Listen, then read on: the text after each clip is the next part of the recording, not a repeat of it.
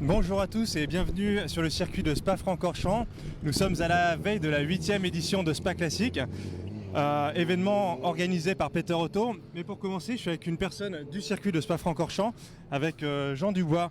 Alors Jean, bonjour. Bonjour. Quel est votre rôle ici à Spa-Francorchamps? En fait, je suis le Race and Logistic Manager du circuit de Spa-Francorchamps, donc je prends en charge tous les événements, toutes les épreuves et une grosse partie de la logistique, aussi avec le directeur technique qui est là pour m'aider, etc., qui est Christophe, et nous essayons de faire tourner le circuit le mieux possible.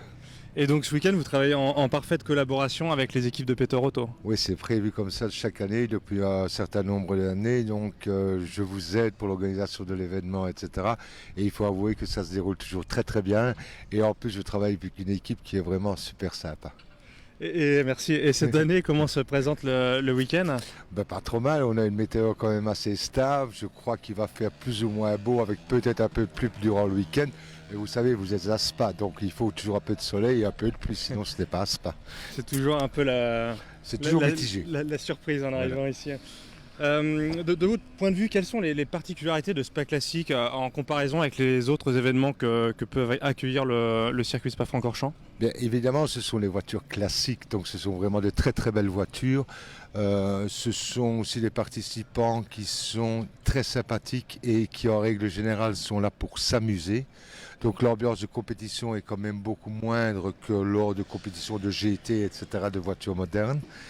Les infrastructures aussi sont très agréables pour le public parce qu'il faut avouer qu'avec toutes les petites tonnelles qui sont installées autour dans tous les paddocks, les gens peuvent voir toutes les voitures, c'est très agréable pour les enfants également, etc. Donc c'est une particularité du Spa Classic, c'est que les familles sont bien accueillies, ils peuvent voir toutes les voitures, et puis voilà, l'ambiance est tout à fait différente parce qu'il n'y a pas cette ambiance de compétition pure et dure lors d'épreuves modernes. Et depuis combien de temps est-ce que vous travaillez sur le circuit? Ça va faire depuis 2005, donc je crois que ça fait presque 14 ans, quoi. D'accord. Ouais. Et le circuit a un peu évolué, je crois, depuis cette époque-là. Bien sûr, donc chaque année on fait des travaux pour essayer d'améliorer les infrastructures aussi bien pour le public que pour les spectateurs et pour les participants. Donc les infrastructures s'améliorent de plus en plus. Et on voit bien que le circuit évolue, et surtout depuis l'arrivée de notre nouvelle directrice, Nathalie Maillet, qui, elle, évidemment, a beaucoup aussi travaillé sur la connectivité, sur la fibre optique, sur le cashless, etc., etc., etc. On voit bien que dans tous les domaines, le circuit s'améliore, et j'espère que ça va continuer. Et d'un point de vue purement logistique, est-ce que le circuit de Spa-Francorchamps présente des difficultés particulières par rapport à d'autres circuits? Le problème à Spa-Francorchamps, c'est les deux paddocks. Donc c'est une gestion tout à fait différente parce qu'en règle générale, un paddock est toujours occupé pendant la journée. Donc il faut savoir que nous travaillons 220 jours par an, que le circuit est occupé 220 jours par an, en semaine par des incentives et en week-end par des épreuves. Donc il faut bien essayer de trouver des solutions avec le client qui est éventuellement dans le paddock endurance, avec un client qui rentre pour le lendemain dans le paddock F1, etc., etc. Donc la gestion des paddocks en elle-même est assez difficile. Et par exemple, je vais prendre le cas, le week-end dernier, on avait McLaren dans le paddock rouge qui était en train de démonter pendant que Ferrari était en train de monter ses structures, etc. Donc ils font jongler tout en permanence avec on appelle ça nous les in-out, donc les clients qui sortent et les clients qui rentrent, ou l'inverse. Et voilà, ça fait partie du travail du logisticien, quoi.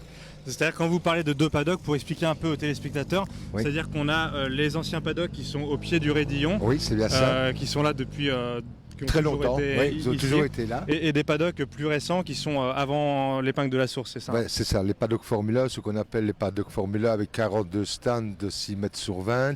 Et en bas, nous avons 45 plus petits stands. Et évidemment, le client peut choisir d'être soit en endurance, ce qu'on appelle endurance, donc le paddock bas, ou éventuellement en Formula. Merci beaucoup Jean, on vous souhaite un bon week-end en espérant que le spectacle vous plaise. Voilà, et bonne chance pour votre week-end. Merci beaucoup, au revoir. On va faire venir maintenant Pierre-Antoine Lecoutour, qui est le responsable de la compétition, du pôle compétition chez Peter Otto. Alors Pierre-Antoine, le Spa Classic commence demain, mais déjà un petit peu d'animation dans le paddock. Il a commencé pour nous, il a commencé lundi, parce qu'on a pris possession des lieux lundi. parce qu'un événement comme ça s'improvise pas et il faut bien une semaine pour tout installer, tout préparer. Aujourd'hui on a plus de 300 voitures engagées sur 8 plateaux, plus des voitures en démo, plus des voitures de club. Donc ça fait une masse de travail assez conséquente. D'accord, et là autour de nous, donc on voit plein de petites tentes, c'est-à-dire qu'à Spa Classic, le paddock n'est pas que dans les paddocks en dur traditionnels, mais il y a aussi une partie du paddock qui est installée dans l'enceinte du circuit via des tentes qu'on voit derrière nous. Oui, tout à fait. C'est la spécificité des meetings Peter Auto, c'est que on a beaucoup d'autos et que toutes ces autos ont droit à un emplacement dédié. Alors certaines voitures sont parquées dans des box F1 ou les box Endurance ici à Spa, et la grande majorité, elle, est parquée sous tente. Donc on fournit des tentes pour chaque concurrent afin qu'il puisse avoir une voiture à l'abri et pouvoir mettre son matériel de course. Et donc là spécifiquement, on est dans le paddock du Six Seas Endurance, qui est l'un des plateaux Peter Auto, c'est ça? Oui, tout à fait. Là, on est un des premiers plateaux by Peter Auto en historique, qui rassemble les voitures de course pré-66, donc toutes les voitures de course ayant couru dans les grandes épreuves internationales avant 1966. Donc vous allez retrouver des AC, du Shelby Cobra là qui est en train d'être filmé. On va avoir des MGB, des Morgan, des Jaguar Type E, des Porsche 911 2 litres. Voilà, il y a une énorme diversité de modèles. C'est un plateau en tout cas qui est un vrai succès parce qu'on rassemble toujours plus de 70 voitures sur chaque meeting. Donc voilà, c'est un de nos gros plateaux ici chez Peter Auto. D'accord. Et donc la philosophie, donc ce sont des voitures des années 60, ça, d'où le nom Six Seas Endurance. Oui, tout à fait. 60, années 50 et années 60. On essaye d'avoir un beau panachage de marques et de modèles, avec une spécificité, c'est que ces voitures concourent à la fois donc, ensemble sur le circuit, mais avec des classements différents, avec un classement scratch, un classement en classe moins de 2,5 litres, un classement à l'indice de performance, voilà, afin que toutes ces voitures puissent concourir et avoir une chance d'être classées dans un des classements. D'accord. Et l'indice de performance, en quelques mots, quel est le principe? L'indice de performance, c'est le moyen pour des voitures qui sont très différentes techniquement et de périodes différentes, et de pouvoir concourir et de pouvoir se battre ensemble pour un classement. Donc un indice de performance, c'est un coefficient qui va être attribué à une voiture en fonction de son âge et en fonction de sa cylindrée, et qui va nous donner un indice qui va s'équilibrer entre chaque auto. D'accord, et on parle de Six Seas Endurance, donc on a expliqué le 60s, c'est pour années 60, et Endurance, c'est parce que la course est un peu plus longue que les autres des meetings Peter Auto. Voilà, c'est la seule course chez Peter Auto qui dure 2 heures. Donc 2 heures de course avec un arrêt obligatoire en milieu de course, un arrêt de 5 minutes obligatoire, avec 1 ou 2 pilotes. Arrêt ravitaillement donc? Alors un ravitaillement possible, pas obligatoire parce que certaines voitures peuvent faire 2 heures sans ravitailler, mais un ravitaillement possible. Un arrêt obligatoire avec ou non un changement de pilote, sachant qu'on peut courir à 1 ou 2 pilotes. Et ces pilotes justement, ce sont des professionnels, des amateurs? Alors on a beaucoup d'amateurs, on a beaucoup de gentleman drivers, donc des gens qui font ça juste par passion. On a quelques pilotes professionnels qu'on essaie d'identifier parce que c'est sympa d'en avoir, mais il faut aussi équilibrer les chances entre les amateurs et les professionnels. Mais voilà, c'est vraiment un plateau qui rassemble différentes périodes d'auto, avec différents types de pilotes, et ça fait toujours des courses hyper sympas à regarder. Et quand ils sont en course, le pilote, comment sait-il à quel moment son équipe l'appelle au stand pour le changement de pilote? Comment se fait la communication entre les stands et le pilote? Alors, il n'y a pas de... On interdit les communications modernes, donc pas de téléphone portable, pas de radio. On essaie d'avoir un esprit vraiment historique. C'est ce qui fait aussi la force des meetings chez Peter Auto, c'est d'avoir un esprit historique qui se rapproche le plus possible de la période, que ce soit tant dans les spécifications des voitures, spécifications techniques, que dans tout ce qui est à côté, et notamment les informations qu'on va donner aux concurrents. On n'autorise que le panotage. Donc on passe le panneau au pilote quand il passe devant la ligne droite pour qu'il puisse récupérer les infos sur son temps, sa position, etc. À l'ancienne donc. À l'ancienne, old school. Et au niveau du ravitaillement, ça se passe, chacun fait son ravitaillement dans son stand. Comment est-ce que c'est organisé? Non, alors on a des gros plateaux de plus de 70 voitures, donc on crée une zone de ravitaillement. On met en place 3 ou 4 pompes avec des fûts d'essence. C'est vraiment une zone dédiée, et donc à mi-course, on va avoir ce qu'on appelle une pit window, donc c'est-à-dire un moment pendant lequel on ouvre la pit lane pour que les concurrents puissent ravitailler.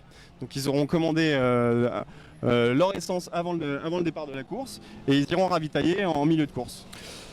Donc tous les concurrents partagent la même essence, c'est ça, il n'y a pas de concurrence à ce niveau-là, au niveau des choix Ouais, d'essence. tout le monde partage la même essence. C'est une essence assez proche de ce qu'on trouve dans le commerce. Donc on évite les boosters, on évite les indices d'octane très élevés, etc. On reste vraiment proche des spécifications de période.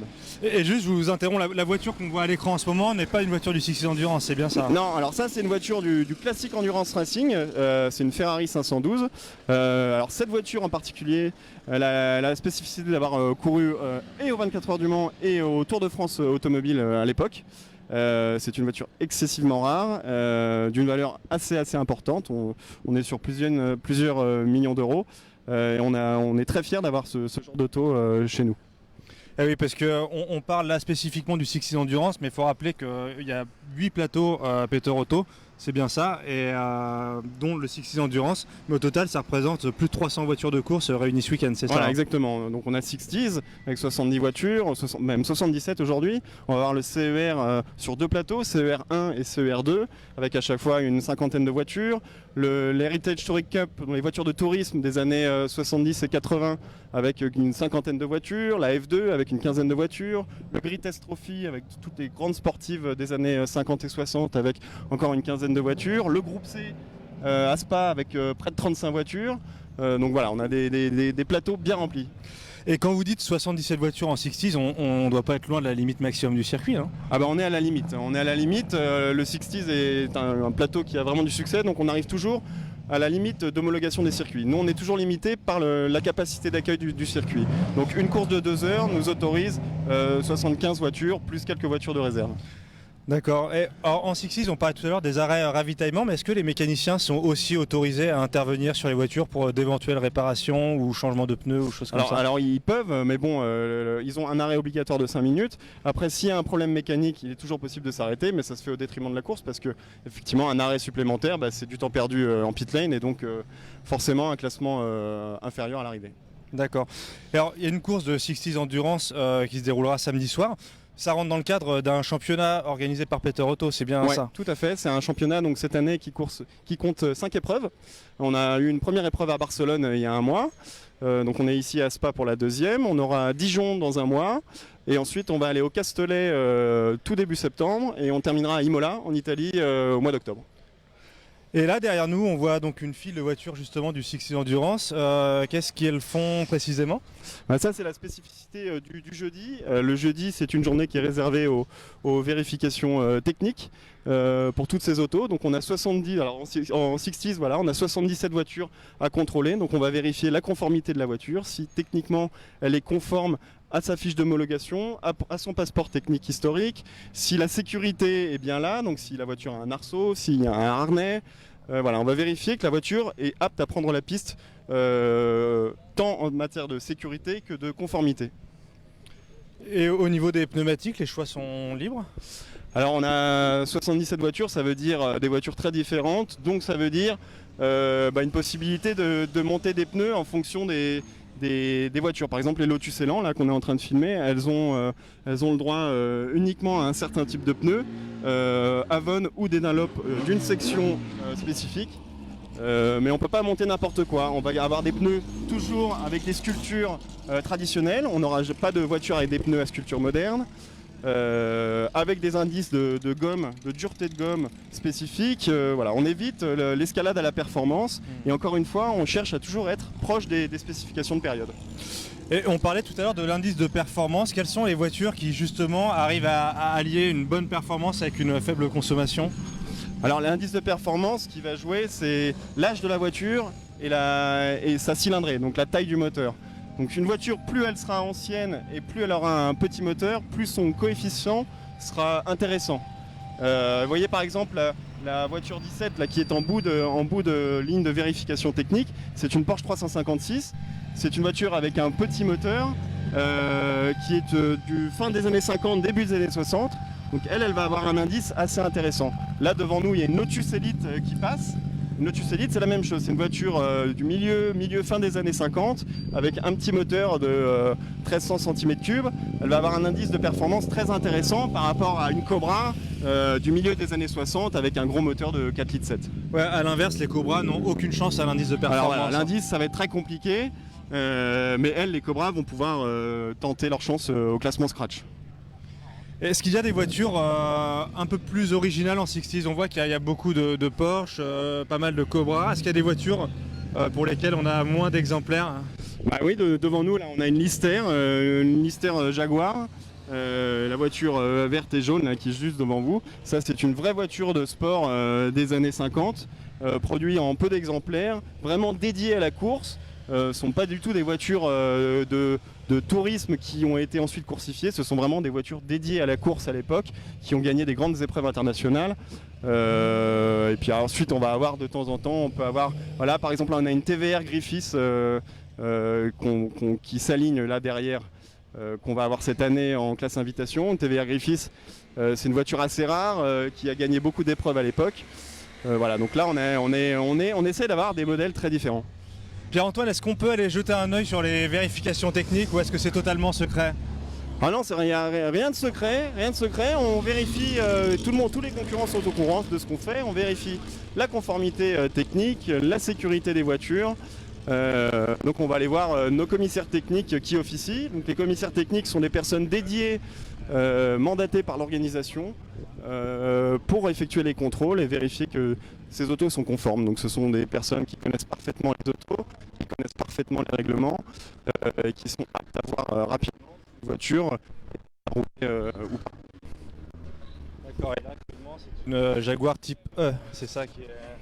Voilà, là on a une 911 2 litres et une Jaguar type E là, qui est auscultée. Alors la Jaguar, c'est Jacques de Priester, là, notre responsable commissaire technique du 60s Endurance, qu'on va aller voir, et qui vérifie une Jaguar type E. Oui. Allez Jacques, on ose vous déranger une petite minute. Bah, je vous en prie. Alors justement, là, à l'instant T, sur quelle mission êtes-vous précisément? Nous sommes en train de regarder si les systèmes d'allumage sont conformes à la période de ces autos. Parce qu'à l'époque, il n'y avait pas autre chose que des rupteurs. Alors on vérifie qu'il y a bien rupteur. C'est pas très difficile à voir ça. Mais par contre, on va vérifier si la bobine a la bonne valeur. Et puis alors tout nouveau de cette année, j'ai sorti l'oscilloscope qui nous permet d'avoir la signature du système. Officiellement, on n'aurait même pas besoin de débrancher. Mais ça évite, ça coupe court à toutes les conversations, les rumeurs de paddock. Voilà. C'est-à-dire que les voitures qui roulent ici sont dans la même conformité technique qu'à l'époque. Même conformité. Ah ça, nous sommes très scrupuleux là-dessus. C'est-à-dire que non seulement la cylindrée, la conformité, les freins, le système d'allumage, la suspension, tout ça c'est épluché à chaque fois. Même le poids des autos, c'est vérifié. Alors ça c'est la partie conformité. Là, nous avons la chance d'être avec des Belges, alors eux font la sécurité. Mais la sécurité qui est aussi extrêmement importante, hein. Mais nous travaillons en complément l'un avec l'autre. Et outre l'allumage, qu'allez-vous vérifier là sur cette voiture? On vérifie que les carburateurs sont corrects, on vérifie qu'il n'y a pas... Bon, eux ont droit à un alternateur, donc on ne va pas discuter sur l'alternateur, mais si dans le cas d'une Jaguar E, il y a un collecteur d'échappement qui est imposé. Alors venez donc avec moi, vous allez voir le...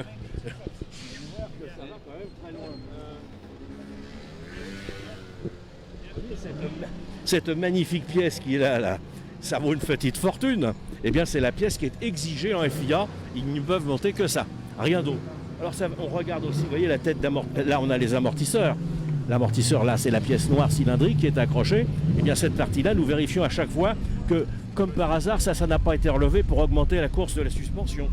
Voilà, toutes ces choses-là sont vérifiées systématiquement à chaque fois. Et quand on regarde à l'intérieur, on voit si les freins sont les bons. D'accord, et donc là on est sur une Jaguar type E, mais chaque voiture en 60s a ses spécificités propres. Ah bah c'est-à-dire qu'en Jaguar E, nous pouvons avoir 3 configurations. Donc les plus anciennes qu'on reconnaît immédiatement parce qu'elles ont des roues à rayons, elles ont des petits freins, elles ont un allumage qui est aussi très spécifique, et pas ce type de carburateur. Elles ont des carburateurs avec les cloches. Vous voyez, donc ça aussi, ça fait partie. Donc chez nous, les voitures ont des coefficients, de façon à ce que ce ne soit pas toujours la plus grosse avec le plus gros moteur qui gagne. Donc il va gagner au scratch. Au hasard, ce sera une Cobra. Mais nous essayons de favoriser par des coefficients pour que les voitures les plus petites, ce qui fait qu'on a un panel de voitures remarquable, puisqu'elle est très ancienne, elle est petite, elle a un petit moteur, et bien par l'intermédiaire d'un coefficient, elle va pouvoir lutter à part égale, c'est-à-dire artificiellement, elle sera peut-être passée devant les autres au-dessous le damier.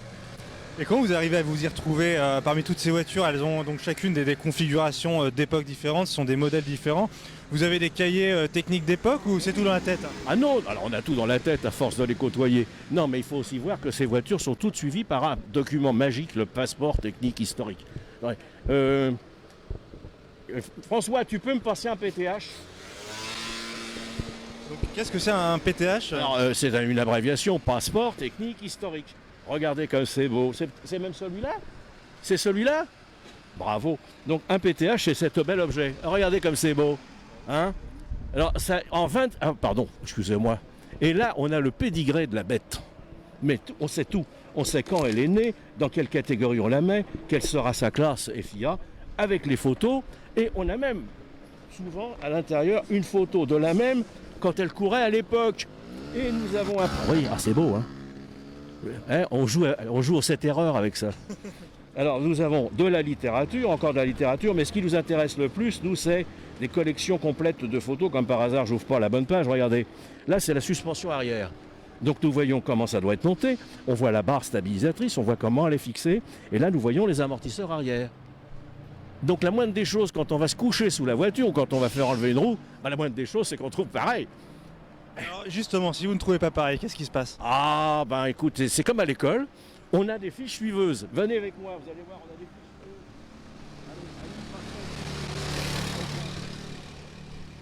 La première qui vient. Ah non, allez, celle-là. Donc, voyez, là, nous avons une fiche suiveuse. Regardez, c'est comme à l'école. Et on retrouve les informations que vous venez de voir sur le PTH.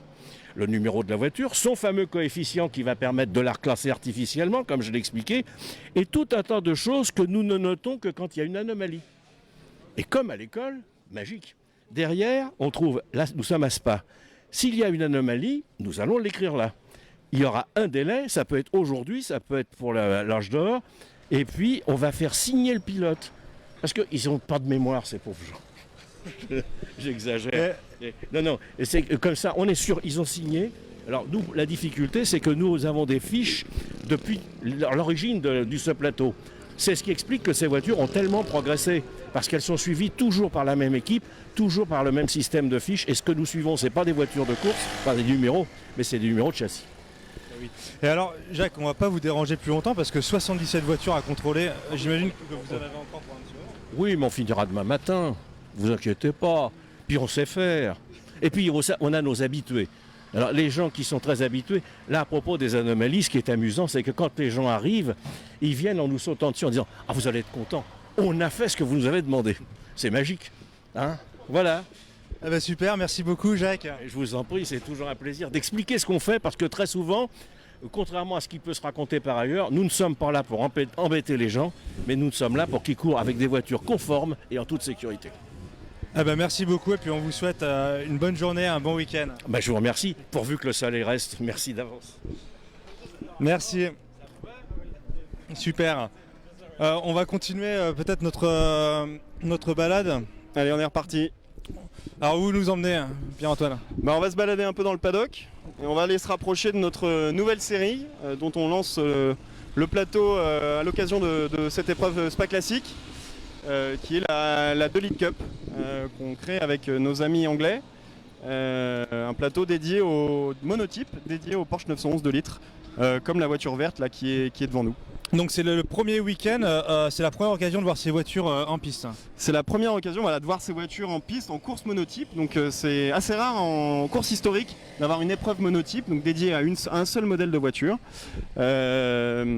Et donc voilà, donc on va avoir plus de 40 voitures, plus de 40 Porsche 911 2 litres en piste pour cette épreuve. Donc une formule monotype, ça annonce une grosse bagarre, tout le monde aura la même voiture ou à peu près. Voilà, donc ça va être une vraie série de pilotes, où les pilotes vont devoir faire la différence. On parle plus de différence entre les autos, on parle vraiment de pilotage et tout le monde a part à armes égales et on verra qui est le meilleur à l'arrivée. Et de mémoire, en série Peter Auto historique, c'est la première fois qu'on a une formule monotype. Ouais, c'est la première fois. C'est assez osé parce que c'est compliqué une série monotype, parce qu'il faut être sûr que les voitures sont vraiment toutes conformes et toutes identiques techniquement. Et comme vous l'a expliqué Jacques, c'est un vrai boulot de pouvoir contrôler toutes ces autos. Donc voilà, c'est un gros pari de lancer une série monotype, mais en tout cas on est content parce que ça a bien répondu avec plus de 40 voitures. Ça promet un super spectacle en piste.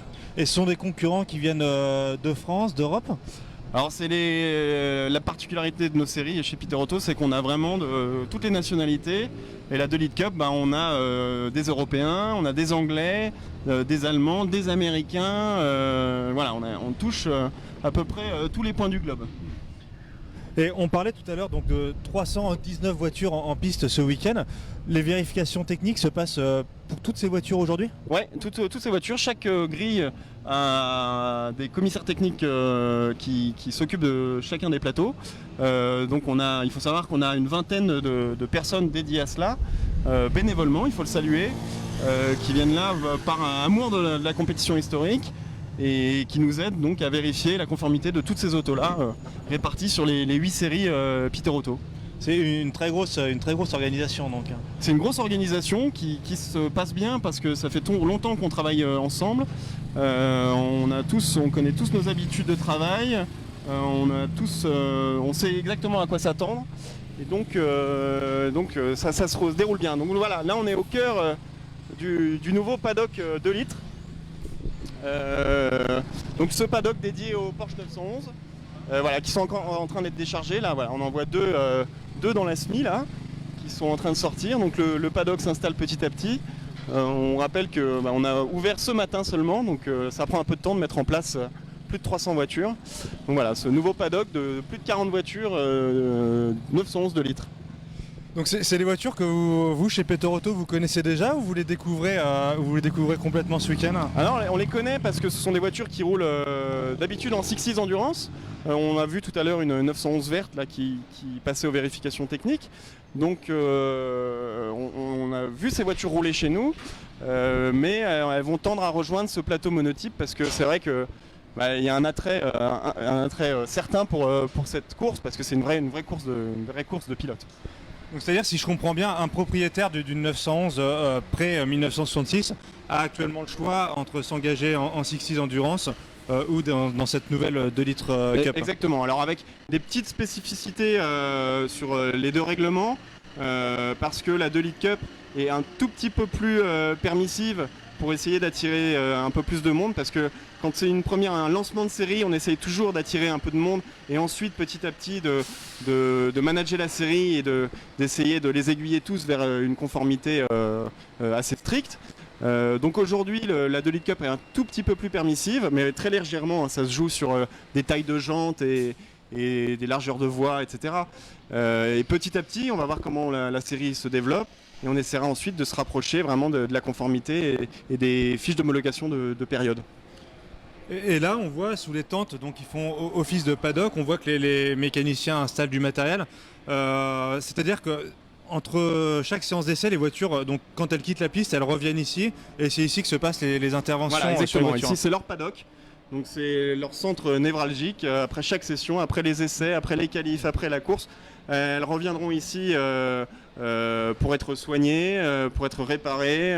Voilà, donc c'est pour ça qu'on met à disposition ces tentes pour que, à défaut de box, parce que les box sont dédiées à d'autres séries Peter Auto, au groupe C et aux voitures qui nécessitent des grosses maintenances, elles ont quand même droit à une tente qui leur permet de les abriter et d'abriter le matériel qui va leur servir à leur maintenance pendant tout le week-end.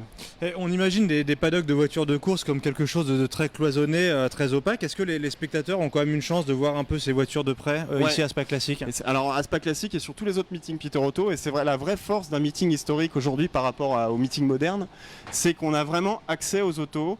On peut s'approcher des moteurs, on peut discuter avec les mécanos, on peut vraiment s'approprier la course et faire partie vraiment de la course, quoi. Être acteur pendant le week-end, être impliqué dans l'événement avec les mécanos, les pilotes, au contact des voitures, voilà. Ce qui est le moins le cas maintenant en moderne et ce qui reste vraiment un des intérêts de l'historique. Donc c'est-à-dire que là, tout ce qu'on a vu, les spectateurs qui viendront ce week-end pourront le voir. Exactement, là où on est, demain on aura des enfants, on aura des parents, on aura des écoles, voilà, tout le monde peut venir voir, tout le monde peut venir profiter de ces voitures qui sont rares, discuter avec des pilotes, voilà, être vraiment au cœur de l'événement pendant 3 jours. Et on aura le soleil aussi, hein, c'est ça. Et on aura le soleil parce qu'on l'a commandé, ça nous a coûté très cher, mais on est très content, on aura le soleil pendant 3 jours. Et outre les voitures de course, qu'est-ce que peuvent voir les spectateurs qui viennent à Spa Classic? Il y a peut-être d'autres animations? Alors oui, donc on a donc effectivement les 8 plateaux, on a ensuite des démonstrations de voitures. Donc cette année on lance en partenariat avec un club anglais, on lance des démonstrations de GT et de proto des années 80 à 2000. Donc on va retrouver des protos qui ont fait le Mans, des Peugeot 908, des Audi R8, Bentley Speed 8, des Porsche 996 GT3 RS, enfin voilà. Des voitures qui font vraiment rêver et qu'on ira voir dans un prochain Voilà, et live. qui touchent une population un peu plus jeune, qui ont été bercées par ces voitures dans fin des années 80, début des années 90, des Venturi, etc. Donc ça, on va les avoir en démonstration. Et puis ensuite, vous avez toutes les animations, le village exposant, des animations comme le Demon Drome, avec des acrobates sur des motos, des voitures de club. On a beaucoup de clubs qui viennent à Spa. Donc on peut voir les voitures en exposition, qui vont faire des tours de piste, etc. Donc il y en a vraiment pour tout le monde, pour toute la journée, pour tous les publics. On continue notre balade, Pierre-Antoine? Allez, on y va. Alors, vous nous emmenez maintenant? On va continuer le paddock, on va remonter, on va aller s'approcher des box. Si on peut. Donc les box, la spécificité de Spa Classic, c'est que on a deux box, enfin deux buildings dédiés avec des box, une partie ce qu'on appelle F1 et une partie endurance. Alors la partie F1, ce sont les nouveaux box là, qui ont été construits il y a une dizaine d'années pour accueillir notamment les Grands Prix de Formule 1 dans des conditions un peu plus confortables pour eux. Et la partie endurance qui est de l'autre côté et qui elles sont les anciens box qui ont accueilli les plus grandes épreuves jusqu'au début des années 2000. Tout se passait de l'autre côté, côté endurance. Donc là on monte, on va aller en F1. Donc la F1, les box F1 vont abriter ce week-end, ah oui on est 4 sur la golfette, alors va falloir pousser les enfants. Les box F1 vont abriter là, ce week-end le groupe C, les 34 voitures de groupe C, la F2 et les voitures du Global Endurance Legends, ces fameuses démos de GT et de proto des années 80 à 2000. Ce sont toutes ces voitures là qui nécessitent beaucoup de maintenance, beaucoup de place. Avec beaucoup de mécanos, avec des appareils spécifiques, des treilleuses pour réchauffer les huiles, l'essence, etc. Donc voilà, c'est des grosses structures. Vous voyez ici, il y a beaucoup de semi-remorques, on a l'impression d'être dans un paddock de Formule 1. C'est assez impressionnant. C'est vrai qu'en historique, on n'imagine pas voir de tels camions, on se croirait vraiment sur une course moderne. Ah ouais, on se rapproche dans des conditions du moderne sur la partie technique, parce que une groupe C sont les sports prototypes des années 80 et tout début des années 90. Si je vous dis Peugeot 905, si je vous dis Sauber Mercedes C11, Mazda 787, Jaguar XJR 11, XJR 12, etc. Ce sont toutes les voitures qui ont gagné les grandes épreuves d'endurance et qu'on retrouve dans la série groupe C. Ces autos, elles nécessitent une technique et un support logistique assez impressionnant, d'où ces semi-remorques dédiés. Donc on a sur un meeting de 320 voitures, on va avoir une petite centaine de semi-remorques qui vont être dispatchées sur tout le paddock. Est-ce qu'on peut faire un peu de teasing d'avant le week-end et éventuellement voir un morceau de groupe C quelque part? Ah oui, on va aller voir un morceau de groupe C un petit peu plus loin, on va avancer un petit peu. On en a vu ceux qui ont été déchargés ce matin, donc on devrait avoir la chance d'en voir quelques-unes. On a notamment 2 Jaguars qui sont amenés par 2 amateurs anglais, 2 superbes Jaguars au livret Silk Cut, qui sont des livrets assez mythiques pour les amateurs des courses d'endurance des années 80 et 90. Donc on va essayer de les voir, on va slalomer entre les camions. On voit ici des pneus pluie, c'est pas prévu ce week-end, on est bien d'accord. Ah, c'est pas prévu, mais vous savez c'est la Belgique et c'est Spa. Il peut faire beau à la source et il peut pleuvoir à Malmedy ou à Stavelot, donc on sait jamais. Je crois que j'aperçois un morceau d'aileron. Donc là on se rapproche, c'est une Porsche 962. Et alors celle-ci spécifiquement, c'est la première fois qu'on la voit. Elle a la particularité de n'avoir jamais couru à l'époque. C'était une voiture de démo de Porsche qui vient directement de chez Porsche. Voilà, donc ça, là on est vraiment sur les voitures du groupe C, les sports proto des années 80-90. Donc elle est immaculée, immaculée.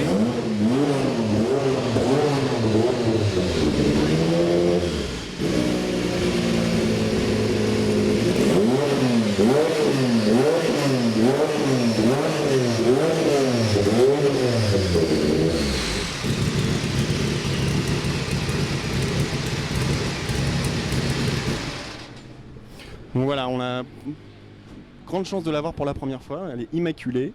Elle n'a jamais couru. Et vous voyez, ce sont des voitures assez encombrantes, assez grandes, avec une logistique assez impressionnante derrière. Voilà, on est vraiment là, on tutoie la course moderne. Là, on se rapproche vraiment de ce qui se fait aujourd'hui en moderne. On est à la limite entre l'historique et le moderne. Et derrière, on a une autre 962. Derrière, on a une Argo. Une Argo mue par un V6 Buick. Donc ça, ce sont des voitures qui roulaient surtout aux États-Unis, en IMSA. Il faut savoir que la série Groupe C est ouverte et au Groupe C qui roulait en Europe sur les championnats européens et les championnats du monde d'endurance, et les séries IMSA et GTP qui, elles, roulaient aux États-Unis. Parce que ce sont des voitures assez proches techniquement. On a eu des Porsche, on a eu des Jaguar qui ont roulé dans les deux séries. Et donc voilà, avec encore une fois des diversités en termes de mécanique. Là vous voyez, on a un V6 Buick, on a eu un flat 6 Porsche, on a des V12 Jaguar, on a des V8 Mercedes. Voilà, c'est vraiment la grande période du championnat du monde d'endurance, avec une grande implication des constructeurs et des petits artisans comme Argo. Argo, c'était un petit artisan dédié à la course qui bataillait contre Jaguar, contre Porsche, contre Mazda, contre Mercedes, contre les grandes marques en 80-90. Et là en arrière-plan, on voit deux voitures beaucoup plus modernes, deux voitures jaunes de Corvette. Ce sont des voitures qu'on a une chance de voir en piste ce week-end ? Ah bah on va les voir en piste, c'est sûr. Donc ça, ce sont les voitures qui font partie de nos démonstrations du Global Endurance Légende. Donc ouvertes au GT et au Proto des années 80-90 et début 2000. Donc là, ce sont deux Corvette Z06 qui ont couru à l'époque. Alors sur différentes versions, soit en GT2, soit en GT3. Donc ça, c'est la première fois qu'on les voit.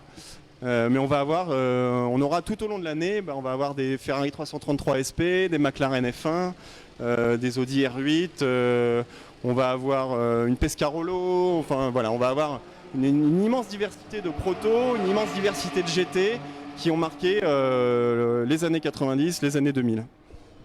Et justement, vous parliez de les voir toute l'année, il y a un gros événement qui se profile pour Peter Otto les 6, 7 et 8 juillet, et donc Le Mans Classique, la 8e édition.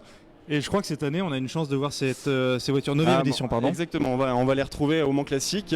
Parmi nos 500 voitures de course, on va retrouver ces voitures de démo, en démo, pour 2 sessions de 30 minutes sur le grand circuit des 24 heures. On devrait avoir environ 70 voitures en démonstration. Et là, on va retrouver les plus grandes, Porsche GT1, McLaren F1 GTR, voilà. Celles qui ont tout gagné dans les années 90 et 2000. Moi, Pierre-Antoine, il y a un endroit que je rêverais de voir ici à Spa-Francorchamps, c'est le podium et la direction de course. Est-ce que vous croyez que c'est possible ? On va monter, on va essayer de trouver une sortie et on va monter. Allez, on continue notre balade. Allez, on va se balader.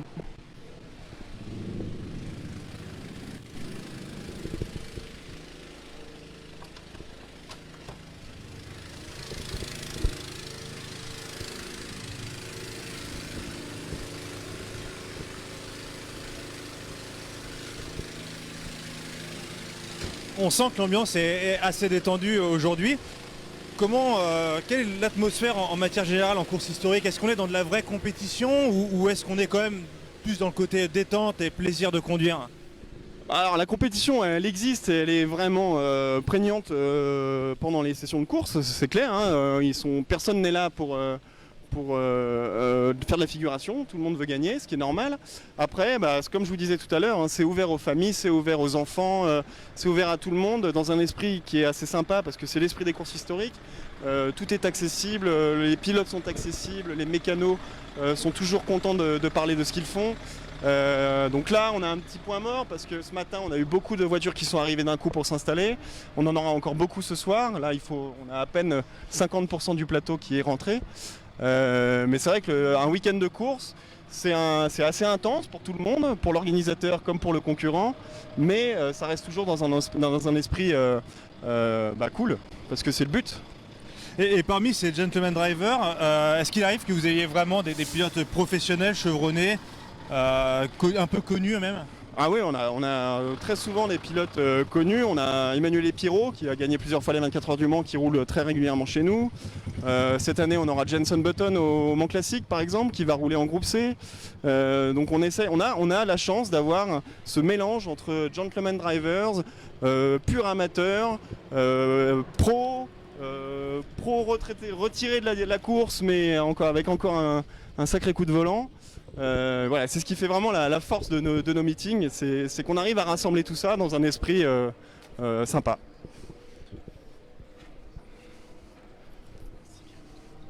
Merci Pierre-Antoine. Et donc là, on essaie de monter un peu dans les coulisses, hein, c'est ça? Ouais, on va monter, on va aller voir comment fonctionnent les vérifications administratives, comment on identifie les pilotes, comment on s'assure qu'ils sont aptes à rouler chez nous. On a vu les voitures, on va voir comment ça fonctionne pour les pilotes. La direction de course, le chronométrage, voilà, tout ce qui est fonction support à la course. Et je vais laisser Pierre l'Enfant parler avec vous. Moi je vais vous laisser parce que j'ai du boulot qui m'attend. À tout à l'heure, bon courage. Eh ben, merci beaucoup Pierre-Antoine. Merci Pierre-Antoine, tout à l'heure. Et on accueille donc Pierre l'Enfant qui est aussi au pôle compétition chez Peter Auto, c'est ça? Oui, exactement. Donc là, on a bien pris le soleil avec Pierre-Antoine et on va un peu se réfugier dans les bureaux puisque la course le jeudi, elle commence dans les paddocks avec cette installation que nous a bien présenté Pierre-Antoine.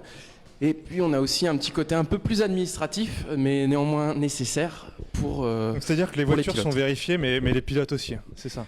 C'est exactement le cas. Donc vous voyez, les pilotes vont arriver tout de suite. Ils ont plusieurs étapes à remplir.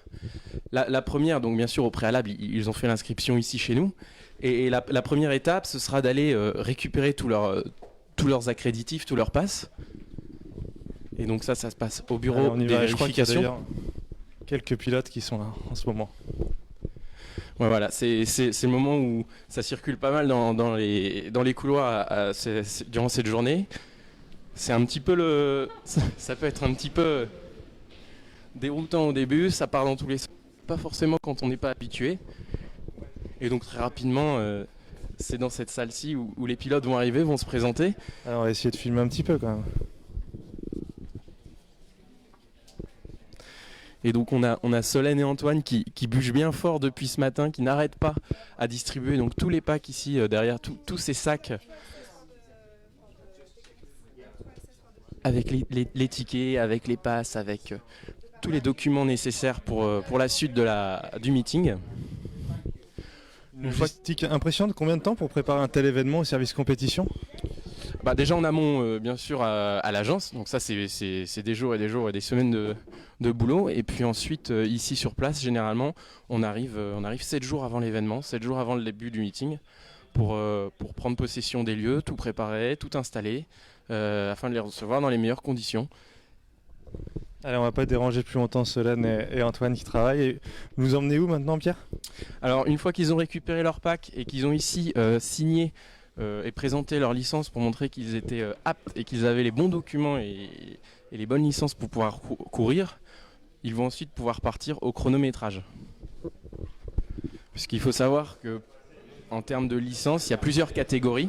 Ici, nous, chez Peter Auto, on est sur des séries internationales, donc qui sont déclarées et approuvées par la FIA, par la Fédération internationale de l'automobile. Donc, il leur faudra des licences de type international pour courir ici, sur le territoire belge, excepté bien sûr s'ils sont de nationalité belge.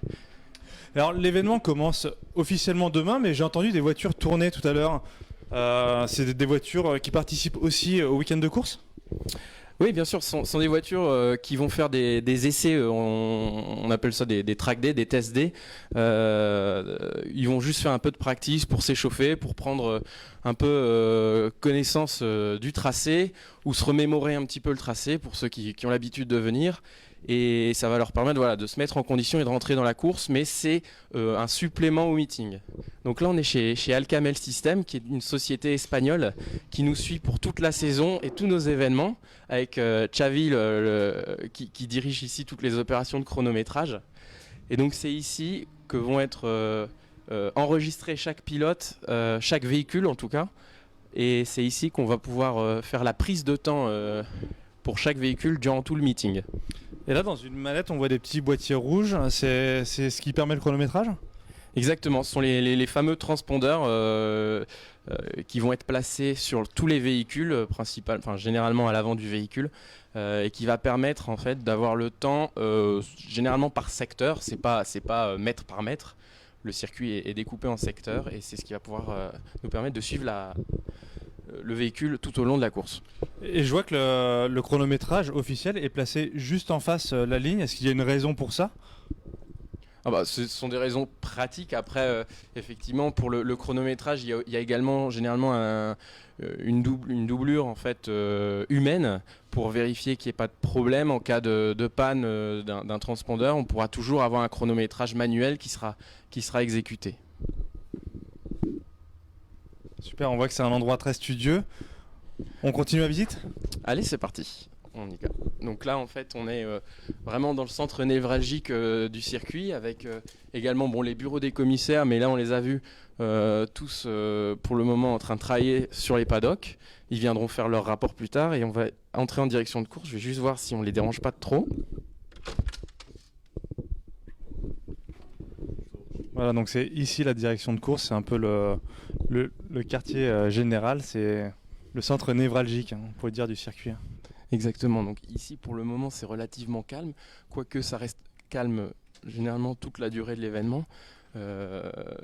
Ça permet de mieux travailler bien sûr, et c'est ici qu'on a la visibilité sur l'ensemble du circuit, avec pour chaque turn, pour chaque secteur, une caméra qui va permettre de visualiser l'ensemble du circuit durant les tests, durant les qualifs, durant la course.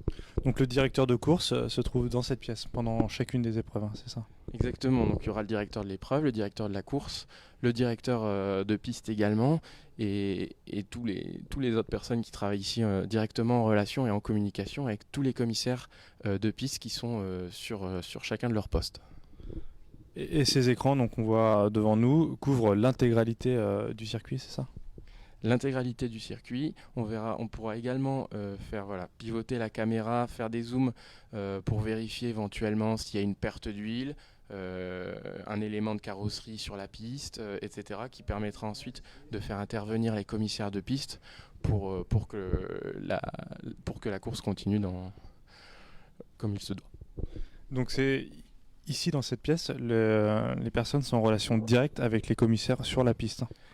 C'est ça, en fait, le directeur de piste, lui, est en contact avec tous les commissaires, tous les postes, hein, c'est par numéro de poste. Donc voilà, le poste 17 par exemple qui vient d'être en communication ici avec la direction de course.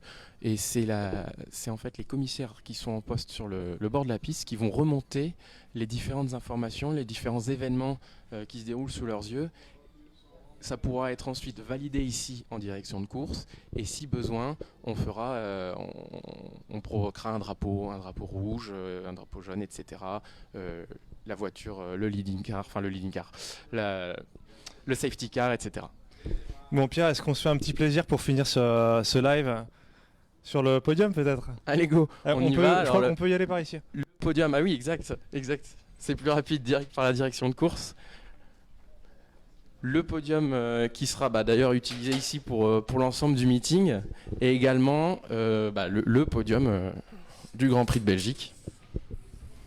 Donc il faut s'imaginer ici, en tout cas pendant le Grand Prix, et nous également, les pilotes arrivent. Ouais, c'est généralement ça. C'est ici la cold room. Exactement, la cold room se passe ici, donc ils vont pouvoir se déshydrater, souffler un petit peu, regarder un peu leur temps, et puis après ensuite on va les appeler ici sur le podium On imagine les émotions hein, en arrivant ici. C'est tout le temps vraiment un super moment et pour nous organisateurs et pour les teams qui se trouvent ici en bas généralement pour acclamer les gagnants et puis bien sûr pour les pilotes parce que c'est un circuit mythique et alors en plus quand on fait un bon temps et une bonne place c'est la cerise sur le gâteau. Et voilà, donc on voit ici la grille de départ avec l'épingle de la source au bout. C'est d'ici que seront donnés aussi les départs des 11 courses qui se disputeront ce week-end. C'est ça, c'est tout le temps d'ici que va partir l'ensemble des grilles pour parcourir les 7 km et des. Eh ben super, je crois qu'on a fait un joli petit tour aujourd'hui. On se retrouve demain et puis samedi en direct. Pierre, je crois que vous nous présenterez le groupe C-Racing, notamment samedi. Je pense que beaucoup de spectateurs attendent de voir ces voitures. Voilà. Avec grand plaisir. À bientôt. C'était le live depuis Spa Classic. On vous donne rendez-vous dès demain pour le début d'un week-end avec 320 voitures de course en piste, 1200 voitures de club exposées. Un gros week-end. Un gros week-end, à bientôt. Ciao.